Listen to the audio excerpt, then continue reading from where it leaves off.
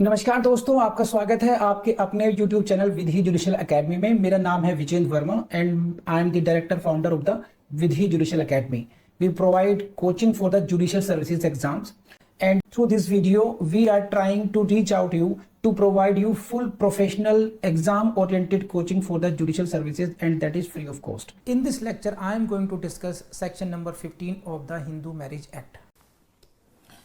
Section 15, please see the heading. छोटी सी बात है। Section 15, divorced persons when may marry again. जिनका डिवोर्स हो चुका है यानी कि जिनका मैरिटल टाई खत्म हो चुका है वो दोबारा शादी कब कर सकते हैं, ये है सेक्शन 15। तो पहला क्वेश्चन प्रीलिम्स में आपसे यहीं से पूछेंगे, हेडिंग ऑफ द सेक्शन 15। अब इसको समझ लीजिए। सेक्शन 15 की डायरेक्ट लैंग्वेज पर आइएगा। When a marriage has been dissolved by a decree of divorce, please इसको देखिए अच्छे तरीके से, जो कि यहीं से आपके लिए कुछ बाद में काम की बात निकलेगी। When a marriage has been dissolved by a decree of divorce, divorce की डिक्री के द्वारा आपकी मैरिज क्या हो गई, डिसॉल्व हो गई है। कैसे डिसॉल्व हुई है, डिवोर्स के द्वारा डिसॉल्व हुई है। और कौन कौन से ऑप्शन हो सकते हैं, section 11 void marriage, section 12 voidable marriage का एनलमेंट हो सकता है। लेकिन यहाँ पे क्या कह रहे हैं, the marriage has been dissolved by decree of divorce. ये 13 क्लॉज 1 हो सकती है, ये 13 क्लॉज 1A हो सकती है, और ये क्या हो सकती है, ये 13B हो सकती है, 13A भी, जितने भी हैं सारे हैं, उनको स्पेसिफिकली नहीं जाते हैं अभी, लेकिन बेसिकली आप 13 लगा लीजिए, 13 विद ऑल वेरिएबल्स। तो marriage has been dissolved by decree of divorce, सही है। पहली बात तो यही। So this is the case, जो मैंने पढ़वाया अभी आपको, ये हाईलाइट कराया पोर्शन, इसका मतलब क्या है कि marriage has been dissolved by the decree of divorce. तो bare language is not dealing with the annulment of the marriage या declaration of the annulment. Section 11 और 12 को इन्होंने बेरेक्ट में इंक्लूड नहीं किया है। Section 15 is specifically dealing with the dissolution of marriage by divorce. ध्यान रखना, बाद में क्या आता है ये मैं अभी समझाऊंगा, लेकिन मैं अभी बेरेक्ट लैंग्वेज की बात कर रहा हूं। एक पार्ट हुआ, this is one part, marriage has been dissolved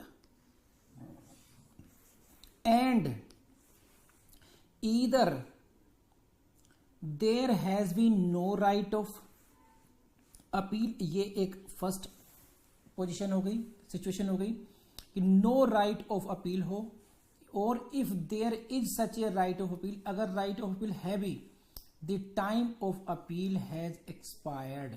ये दूसरी सिचुएशन हो गई, विदाउट अपील, ठीक।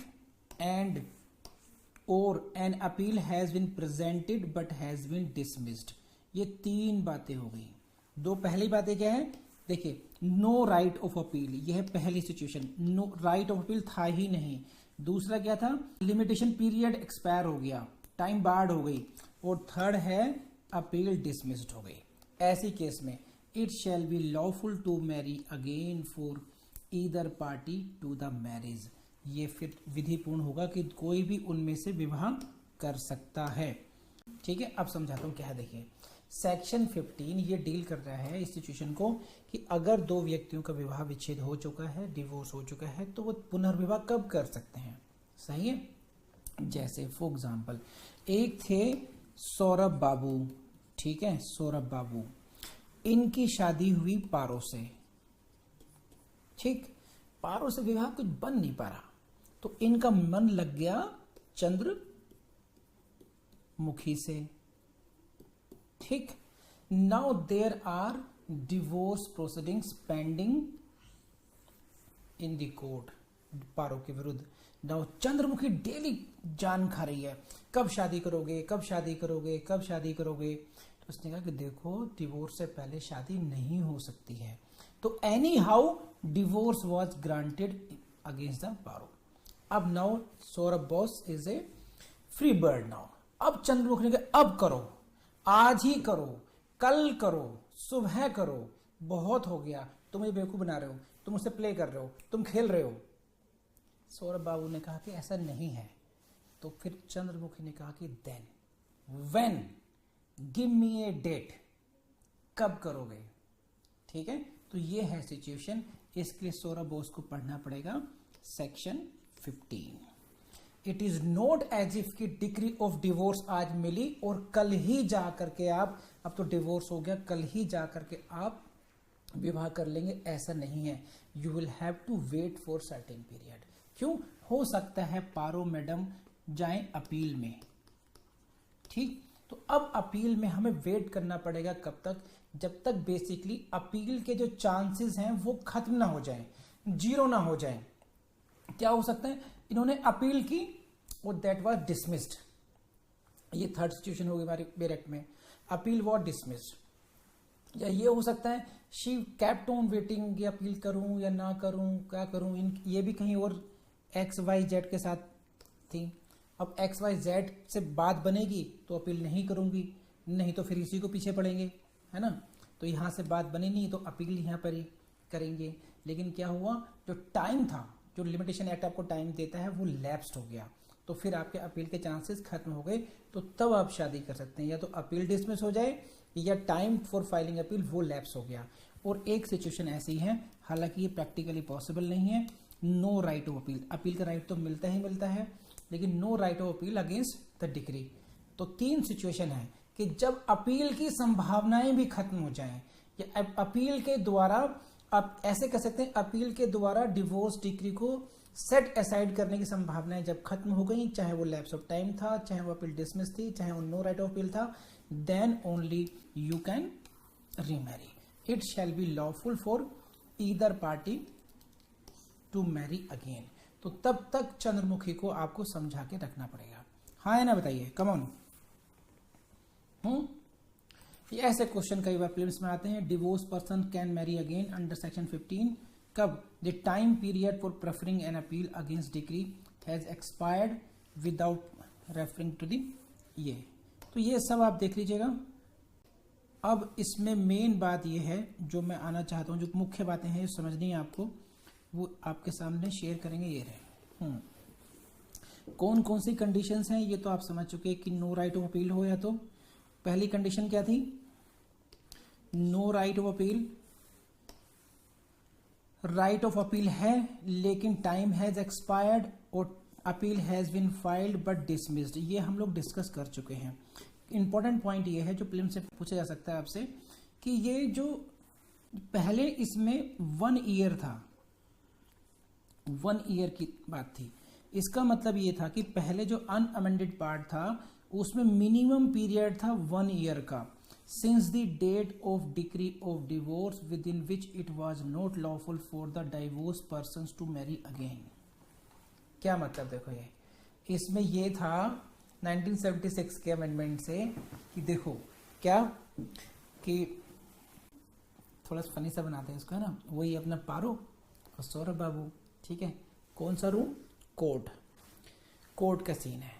नो, आज आखिरी दिन है डिवोर्स का। ठीक, डिवोर्स की डिग्री आज मिल गई सबको। Now you are free bird. लेकिन फ्री बर्ड नहीं है, क्योंकि जो ड्राफ्टर रहे होंगे वो बड़े रोमांटिक किस्म के रहे होंगे उसमें।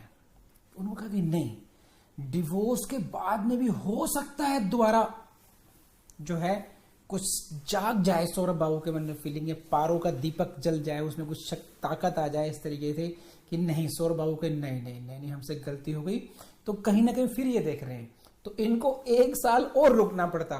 1976 से पहले की बात है, ये अमेंडमेंट से पहले की बात है कि डिवोर्स की डिग्री के बाद में, ठीक है, since the date of decree of divorce, 1 साल का minimum period of 1 year you will have to, एक तरीके से आपको वनवास ही काटना है 1 साल तक का, तब जाकर के आप शादी कर पाते हैं उस समय।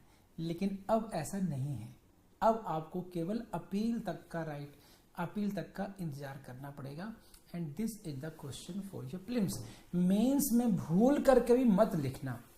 मैं मेंस की कॉपियां चेक कर रहा हूं तो मैं देखता हूं कि वो ये सारी बात भी लिखेंगे, मेंस में टू द पॉइंट लिखा जाता है, ऐसी हिस्टोरिकल बातें या एडिशनल फैक्ट्स हम नहीं लिखते हैं मेंस में जब तक कि वो पूछे ना जाए, ठीक है। तो again this is P for prelims, कर लेंगे आप लोग। तो this prohibition has been now done away 1976 में। अब समझिए नेक्स्ट पॉइंट, ये जो बात है कि ये जो प्रोविजन है कब अप्लाई करता है, by decree of divorce. Now the question was कि when the marriage has been declared null and void under section 11 and 12, है ना, देन इट मीन्स कि this section has no application. इसका मतलब क्या हुआ कि पार्टीज टू सच मैरिज, कौन सी मैरिज, वॉइड या voidable, they could remarry as early as their sweet will। इसके हिसाब से, ठीक है, कि अभी थोड़ा बाद में बात आएगी, अभी सुप्रीम कोर्ट ने चेंज कर दिया इसको अभी, इसलिए अगर उस पहली बार इंटरप्रिटेशन पर जाएं तो उसका मतलब ये है कि अगर किसी की मैरिज को वॉइड डिक्लेयर कर दिया गया है, the marriage has been declared null and void, आज डिक्री कल शादी, this has been declared voidable and therefore annulled, आज डिक्री कल शादी, नो इशू।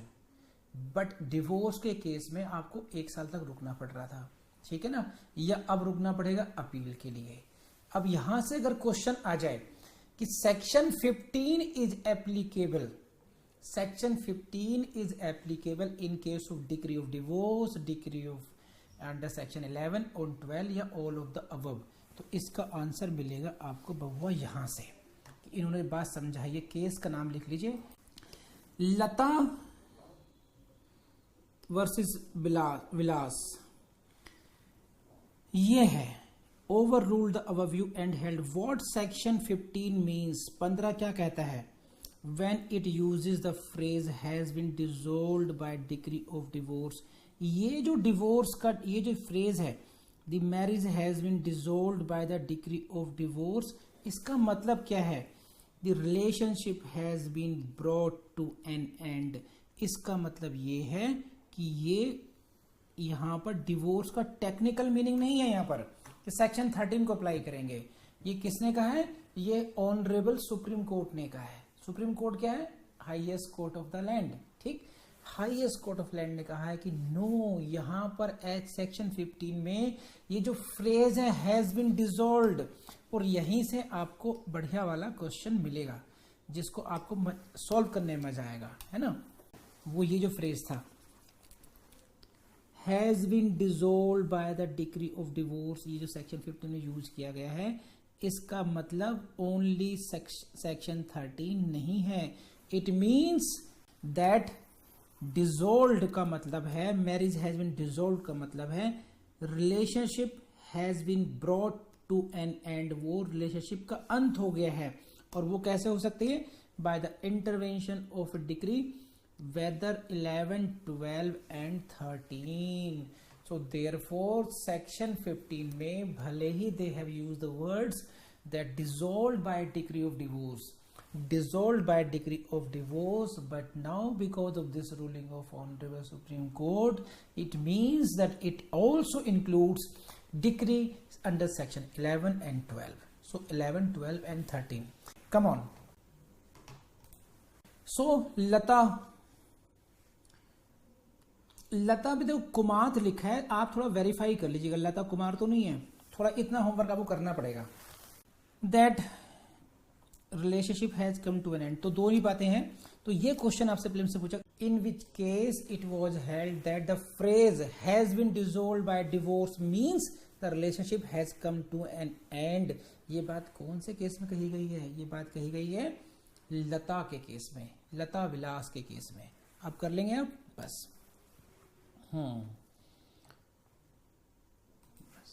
एक और बात आई है, सुप्रीम कोर्ट ने यह भी कहा है, क्या कहा है कि इन केसेस में when where the parties have decided, settled कर लिया उन्होंने आपस में, नोट टू परसू अपील।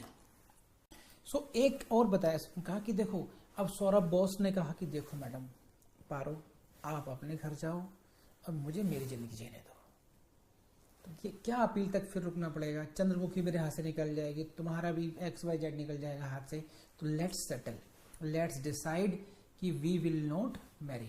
तो सुप्रीम कोर्ट ने कहा है कि भाई, सुप्रीम कोर्ट ने कहा है कि इसका जजमेंट देखना पड़ेगा कि अगर पार्टीज ने ये डिसाइड कर लिया है कि they are not going to pursue the appeal, in that case जो रेस्ट्रिक्शन है सेकंड मैरिज पे, जो रेस्ट्रिक्शन लगाई है, restriction placed on second marriage in section 15 till dismissal of appeal would not apply.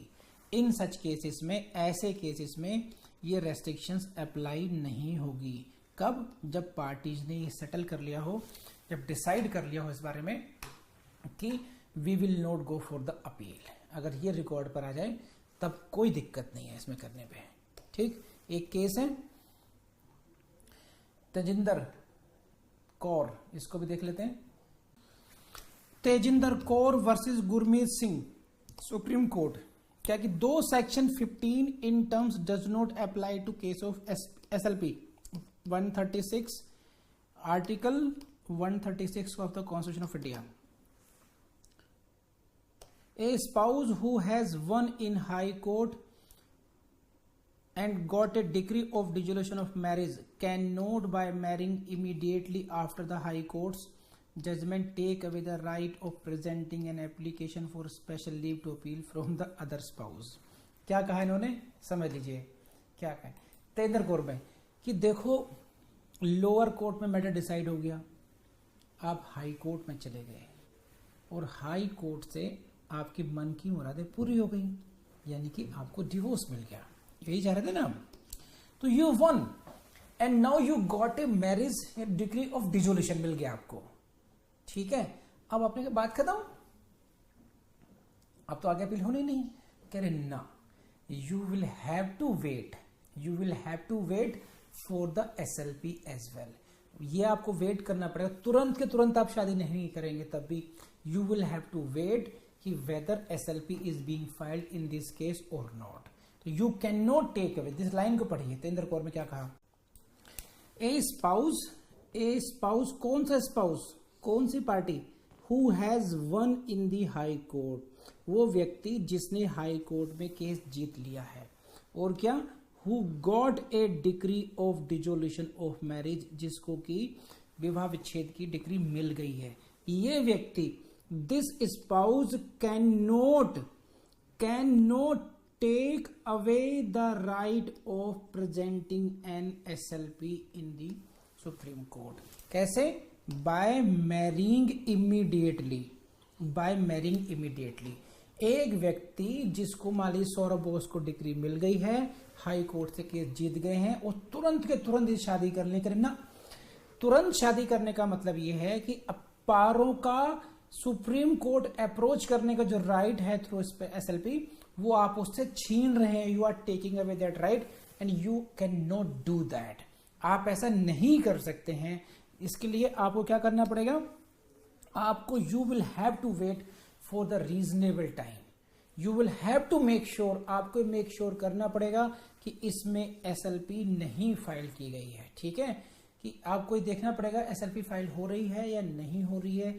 It means even after you are getting the decree from high court you can not remarry again, ठीक है। तो यहाँ पे कौन सा case है, तेंद्र case है। यहाँ से एक क्वेश्चन पूछ सकते हैं, in which case it was held, this the case of Tejinder Kaur. बस मैं आपसे यही कहूंगा कि अगर आपको वाकई में अच्छा लगा हो तो देखिए, गुरु दक्षिणा के रूप में सिर्फ मैं आपसे चाहता हूं कि अगर हम लोगों ने इतना बड़ा इनिशिएटिव शुरू किया है तो ये आप अपने दोस्तों तो जरूर शेयर कीजिए, इतनी हेल्प कीजिए कि ये जो वीडियोज है जन जन तक पहुंचे और इन वीडियोज का लाभ सभी को मिले। फ्री कोचिंग, क्वालिटी कोचिंग, इससे बढ़िया कोचिंग किसी यूट्यूब चैनल में मिलेगी नहीं। तो please share this video, like कीजिएगा तो हमारा मोटिवेशन बनेगा, कमेंट कर देंगे अच्छा से तो बहुत अच्छी बात है आपकी। Thank you very much.